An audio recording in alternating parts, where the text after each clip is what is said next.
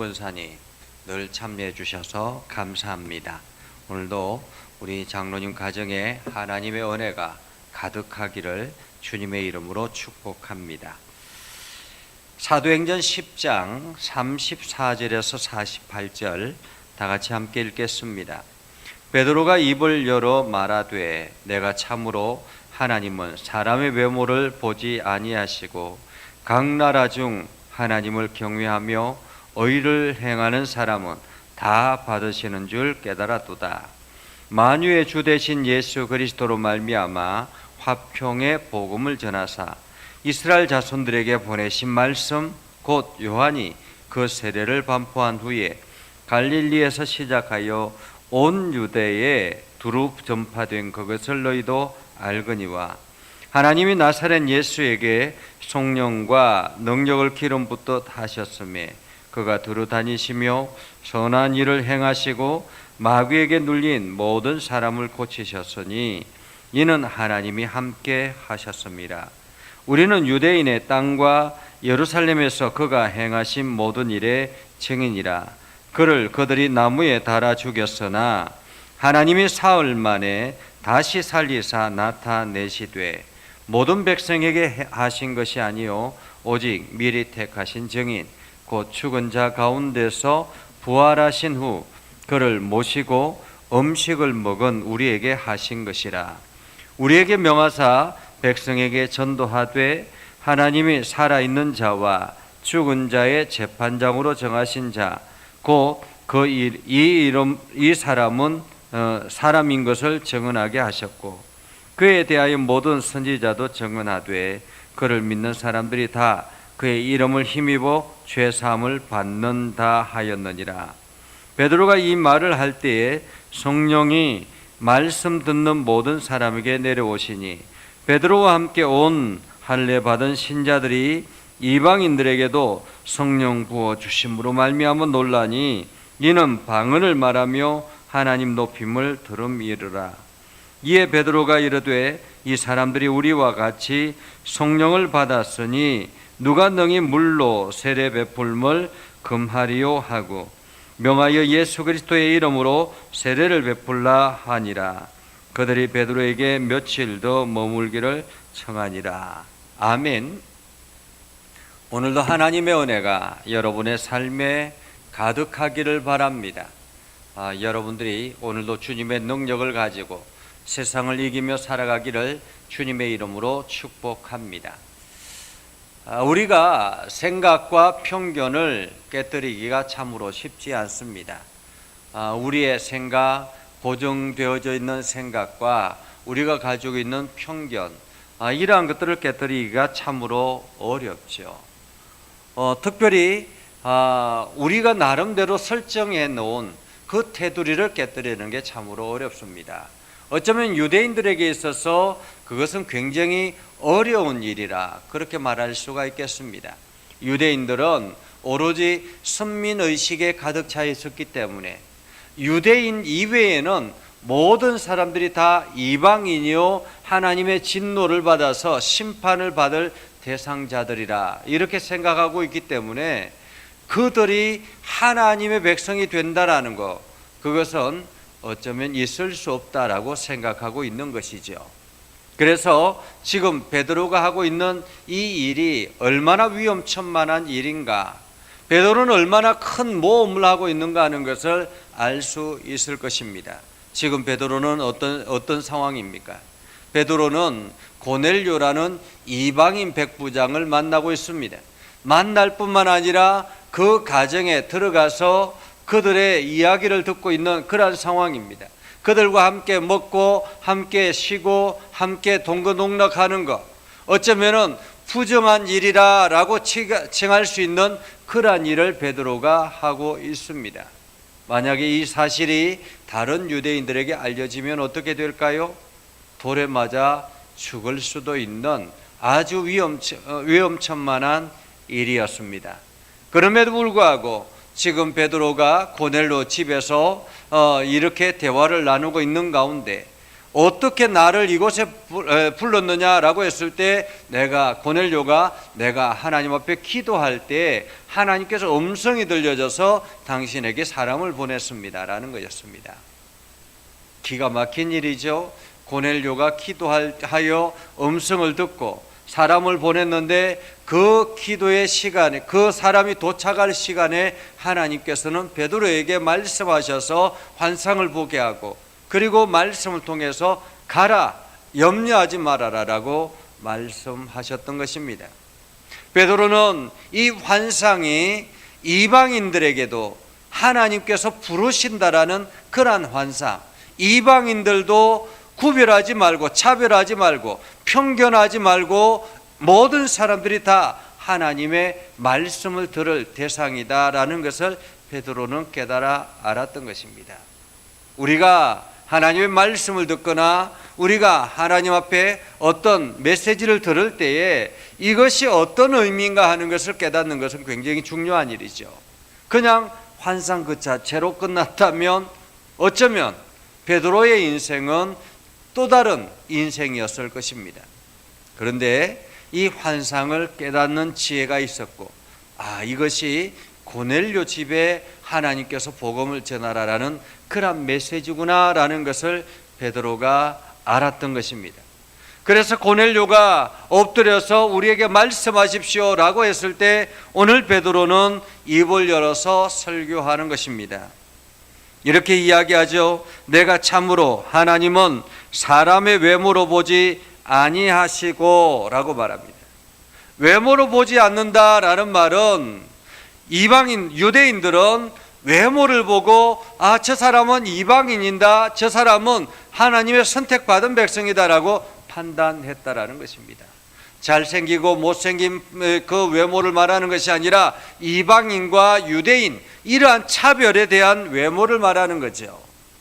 오늘 하나님은 외모를 보지 아니하시고 각 나라 중 하나님을 경외하며 의를 행하는 사람은 다 받으시는 줄 깨달았다.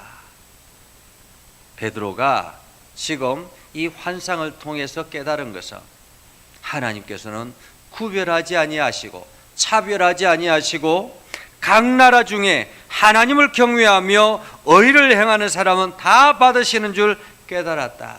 누구든지 다 하나님께로 나오는 자는 다 받으신다라는 그러한 사실을 깨달았다라는 것입니다. 사실 하나님께서 아브라함을 부르시고 그리고 각종 선지자들에게도 말씀하셨을 때 늘 이러한 말씀을 하셨습니다. 하나님께서 아브라함을 부르실 때 어떠했습니까? 너는 모든 민족의 조상이 될 것이다 라고 말씀하였습니다. 믿음의 조상이라고 그렇게 말하고 있지요. 유대인들만의 조상이 아니라 믿음의 조상이라. 선지자들에게도 끊임없이 말씀하셨습니다. 하나님은 이방인들의 하나님이기도 하다라는 것을 말씀하셨습니다. 그런데 유대인들은 자기의 생각의 고정관념 아래 사로잡혀서 이것이 마치 자기들만의 소유된 하나님의 모습인 것으로 생각했다라는 것입니다. 편견이 이렇게 두렵습니다. 이렇게 무섭습니다. 우리의 사고가, 우리가 신앙인의 나름대로 설정해 놓은 그 사고가 얼마나 무서운지를 이렇게 볼 수 있는 것이죠. 하나님은 틀 안에 갇혀 계시는 하나님이 아닌데 마치 우리는 이 틀 속에 계시는 하나님으로 생각한다라는 것입니다. 자, 그렇게 해서 베드로는 계속해서 설교합니다. 만유의 주 되신 예수 그리스도로 말미암아 화평의 복음을 전하사 이스라엘 자손들에게 보내신 말씀, 곧 요한이 그 세례를 반포한 후에 갈릴리에서 시작하여 온 유대에 두루 전파된 그것을 너희도 알거니와. 다시 말하면 예수의 행적을 그때 당시에 유대 사회에는 모르는 이가 없었다라는 것입니다. 소문에 소문을 듣고 알았다라는 거죠. 지금처럼 매스컴이 있는 것도 아니었는데 불구하고 말이 또다시 연결해서 세상 곳곳에, 유대 사회 곳곳에 이 복음의 메시지가 들려졌고 오늘 고넬료에게까지, 그 가정까지 들려졌다라는 것입니다. 너희들이 알고 있지 않느냐라는 거죠. 그러면서 하나님이 나사렛 예수에게 성령과 능력을 기름 붓듯 하셨으며 그가 두루 다니시며 선한 일을 행하시고 마귀에 눌린 모든 사람을 고치시고 하나님께서 함께 하셔서 이 모든 일을 행하셨다라고 말하죠. 그런데 우리는 유대인의 땅과 예루살렘에서 그가 행하신 모든 일의 증인이라 그들이 나무에 달려 죽였으나 오늘 제자들은 베드로는 우리가 증인이라는 것입니다. 예수 그리스도가 행하셨던 일들, 예수 그리스도께서 걸어가셨던 일들 우리가 증인이라는 것입니다. 우리가 증인이라.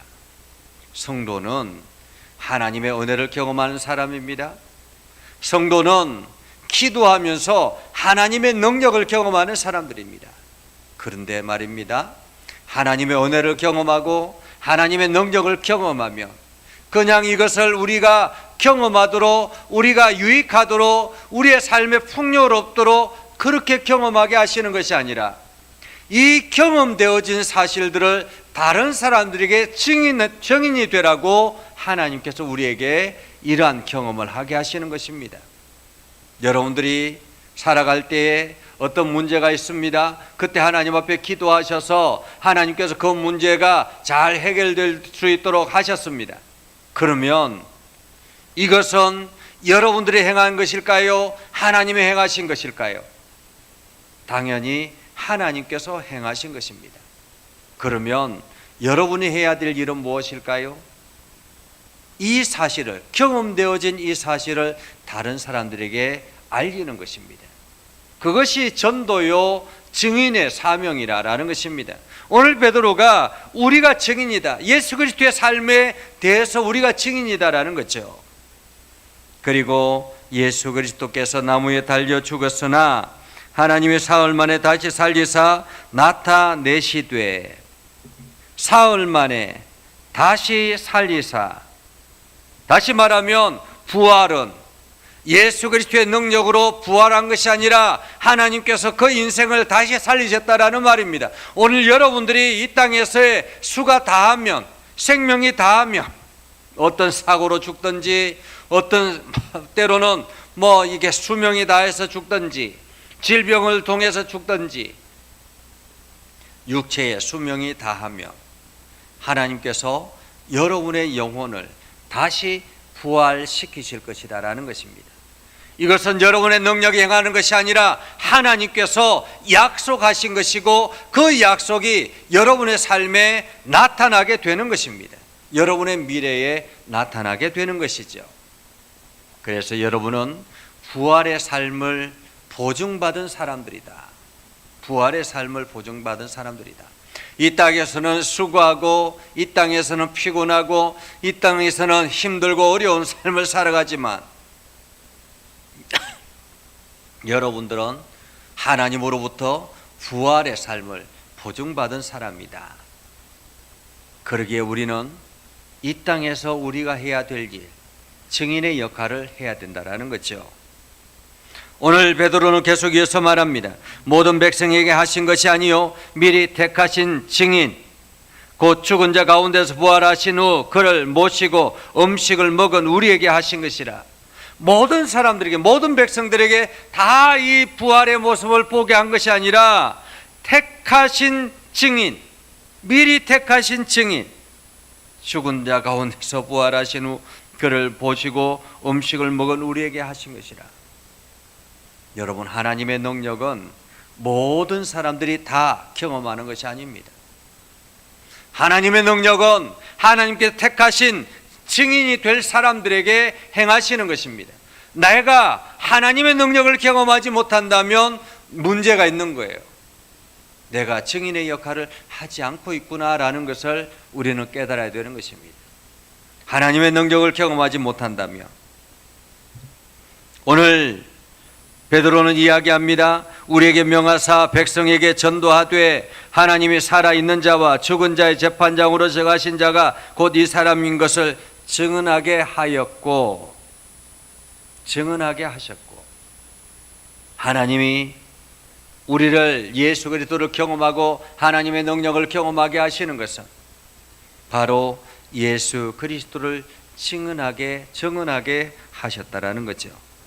그에 대하여 모든 선지자도 증언하되 그를 믿는 사람들이 다 그의 이름을 힘입어 죄사함을 받는다 하였느니라. 그의 이름을 믿는 자. 베드로가 이 말할 때 성령이 말씀 듣는 모든 사람들에게 내려왔다라고 말합니다.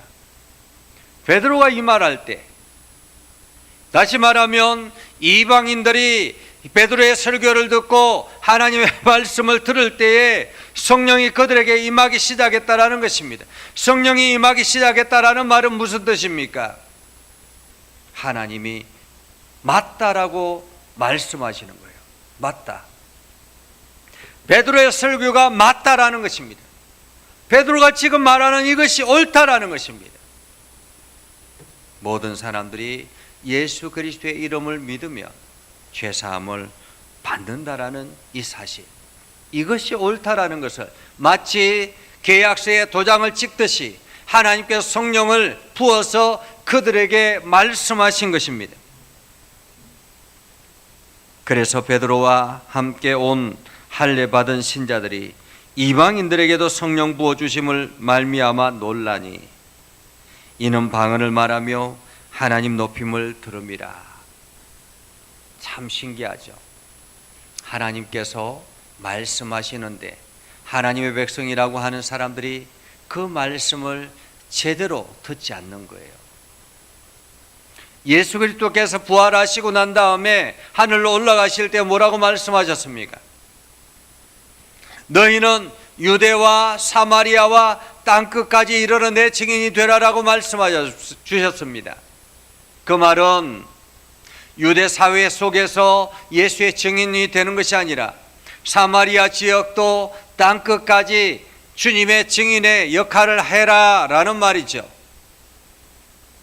그럼에도 불구하고 제자들 역시, 성령을 받은 제자들 역시 여전히 고정관념과 편견에 사로잡혀서 유대 사회 속에서만 복음을 전하려고 했다라는 것입니다. 그래서 하나님께서 지금 베드로를 끌어내서 이 고넬료를 만나게 한 거예요. 베드로의 편견을 깨뜨리기 위해서. 그래서 베드로가 이야기합니다. 이에 베드로가 이르되 이 사람들이 우리와 같이 성령을 받았으니 누가 능히 물로 세례 베품을 금하리요 하고 명하여 예수 그리스도의 이름으로 세례를 베풀라 하지니라. 그들이 베드로에게 며칠 더 머물기를 청하더라. 이제 이들에게 주의 복음이 전해지고 그들이 결단하고 하나님의 백성이 되었다라는 것이죠. 오늘 우리는 혹시나 우리가 생각하고 있는 기독교인의 테두리 속에 하나님을 가둬놓고 있지는 않는지 우리 자신을 생각해야 합니다. 복음은 마치 우리들만의 소유물, 전유물인 것처럼 그렇게 생각하고 있지는 않는지 우리는 생각해야 할 것입니다. 때를 얻든지 못 얻든지 복음의 증인이 되라고 말씀하여 주셨는데, 이 땅에 있는 모든 사람들이 하나님의 피조물이라 말씀하여 주셨는데, 우리는 마치 우리들만의, 기독교인들만의 하나님으로 착각하고 살아가고 있지는 않는지 우리 자신을 생각해야 합니다. 그래서 우리는 지금도 여전히 우리 편견을 깨뜨리고 하나님의 말씀 앞에 다시 나아가서 우리가 생각하는 저 사람은 안 돼, 저 사람은 어려워, 저 사람은 절대 안 돼 라고 생각하는 그러한 사람들까지도 우리가 품고 기도해야 할 것입니다. 그리고 그들을 사랑해서 그리스도의 사랑을 전해야 할 것입니다. 그 대상은 제한이 없다라는 거예요. 누구나가 세상 속에 있는 하나님의 피조물이면 다 그 대상이 된다라는 것입니다. 오늘 여러분들이 이 사실을 기억하고 여러분의 편견 앞에, 편견 속에서 완전히 깨뜨려지고 온전하게 하나님의 말씀으로 나아가는 저와 여러분이 되기를 주님의 이름으로 축복합니다. 기도하겠습니다. 거룩하신 아버지 하나님, 이 시간도 저희와 함께 하셔서 하나님의 말씀을 듣게 하시고 깨닫게 하시고 결단하게 하셔서 하나님의 거룩한 백성으로 살아가게 하여 주심을 감사드립니다. 우리가 편견에 사로잡혀서 사람들을 구분하고 차별하고 때로는 업신여기지는 않는지 우리 자신을 돌아보게 하시고 우리가 모든 사람들에게 하나님의 복음을 전하는 거룩한 백성들 되게 하여 주옵소서. 오늘도 우리 가운데 역사하신 하나님을 찬양하고 이 시간 우리가 기도할 때 하나님 그 기도를 응답하여 주시옵소서. 예수님의 이름으로 기도드리옵나이다. 아멘. 이제는 우리 구주 예수 그리스도의 은혜와 하나님 아버지 극진하신 사랑과 성령님의 감화 감동 역사 위로 교통하시며 내가 주의 말씀 안에 있는 믿음의 백성들 위해 하는 모든 일들 위해 영원토록 함께 하옵시기를 간절히 축원하옵나이다. 아멘.